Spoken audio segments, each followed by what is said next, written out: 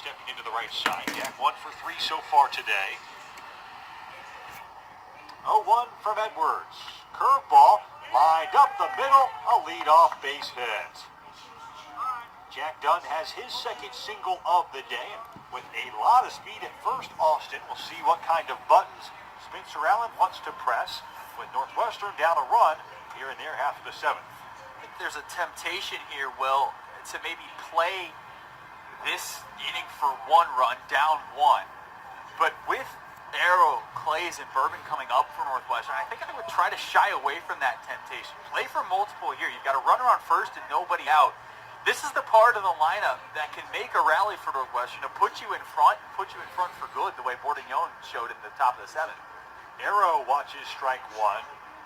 You've been nothing if not consistent, because that's the second or third time today you've called for an offensive game plan at the plate for Northwestern.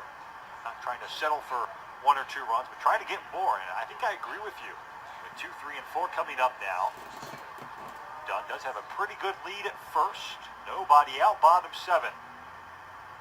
And Edwards throws over. Jack back in safely.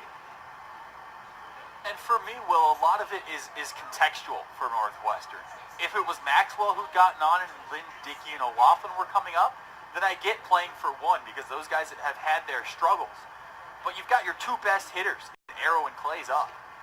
0-1. This is just outside for ball 1. Jack Dunn has stolen a team-high 14 bases this year. Do you send him at first? I do. Factor into your offensive game plan here? I do. The one guy that Northwestern has sent so far today was Dunn, and Bordner's throw was poor. Dunn does run the 1-1 tap to third. Chaley's only play across the diamond to Scanlon at first. So if nothing else, Northwestern stays out of a double play that time, and Dunn in scoring position, less than 2 outs for the 3-hitter, Jack Clays. I like the call for the hit and run there. If for no other reason than Milwaukee has been shoddy in the field so far today. Already 3 errors for them. Put runners in motion. And I think that's what Northwestern did there. It didn't break their way, but you've got a runner in scoring position with 1 out. That's not the worst situation to be in, down a run. And to your point, Austin, you got the guy at the plate that you want right now. Probably the best combination. In fact, if I said you could put anybody at second and anybody at the dish, I think Spencer Allen would put Jack Dunn at second base and put Jack Clays into the right side. That's exactly what Northwestern has here. Down a run in their half of the 7th against Milwaukee. First pitch to Clays, just high apparently above the belt that time. Jack drove in his team-leading 20th RBI back in the 3rd. 5 home runs, 20 RBIs on the season for Jack. Now a mound visit for Milwaukee. What's the discussion out there right now? In other words, do you give in to Jack Clays here, put him on first base, and try to attack Willie Bourbon, Leo Kaplan, etc.? Or do you want to pitch to Jack Clays here, Austin? I like your pointed question better than your open-ended one, my friends. I think you don't pitch directly to Jack Clays. I don't think it makes a ton of sense to give him a whole lot to hit. I don't think you just put him on first base for free, because even as a senior, sometimes you swing at bad pitches. So throw some junk around the strike zone and see if you can get him to bite. But if you put him on first base, it's not the end of the world, because then even you've got a slow runner on first and the potential to double play and get out of the inning. Were my answers to your satisfaction? Absolutely. Clays does get something to hit and chops it just foul. The third baseman, Chaley, over, could not come up with that ground ball cleanly, but it doesn't matter. The count moves to 1-1. We mentioned Jack Clays' impressive senior season numbers a couple times so far today. You see a replay of that foul ball. Made even more impressive by the fact that Jack is now 18 for his last 41 in his last 13 games, and all 5 of his home runs have come in his last 13. So he is dialed in at the right time. 1-1. Good block from the catcher Bordner to keep Jack Dunn at second base. The count 2-1.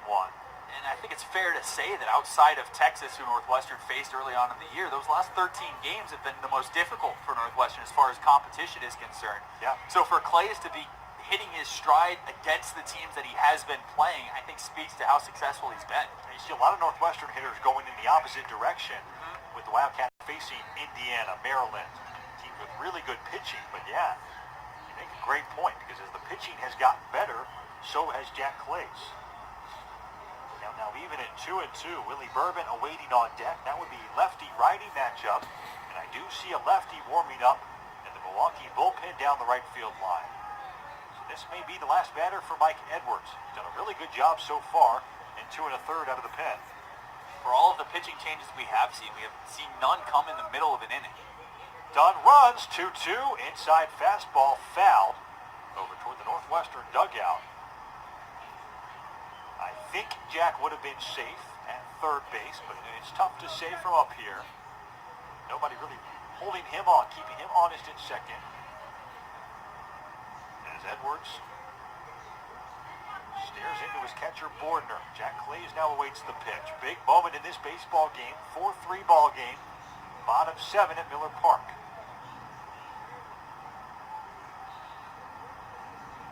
Edwards comes set at the belt. Stares Jack Dunn back to the bag at second. And Clays calls time. Mike Edwards in no rush to come to the plate that time, Austin. Just trying to wade out Jack Clays. Trying to make Clays as uncomfortable as possible. Jack Dunn out at second, trying to do the exact same. Trying to put pressure on Edwards on the mound. This is when a baseball hater would say the game prolongs itself too much. A lover, though, says this is what baseball is all about. Mind games out on the field.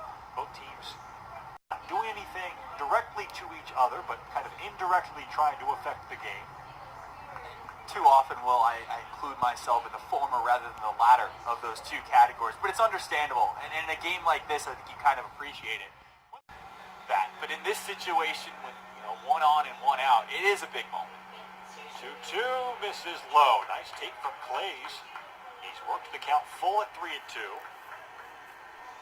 The cat and mouse game continues out there. Edwards taking his time. Jack Dunn trying to distract Edwards out at second base. We'll see if Clays gets something meaty to hit here with first base open in a 4-3 game in the 7th. 3-2. Does get something meaty. Chops it to the shortstop, Schwecke, who goes to third. And they have Jack Dunn out at third base. Boy, Austin, one of the cardinal rules of baseball, you never run on a ground ball hit to your right. And that time, Dunn did exactly that. With the ground ball hit to the left side of the diamond, Dunn retired easily. Heads up play for Schwecke. Want in that situation, Dunn runs himself into an out and maybe neutralizes the threat. So Dunn is out, but Clays is on. 2 outs here in the 7th. Willie Bourbon coming up.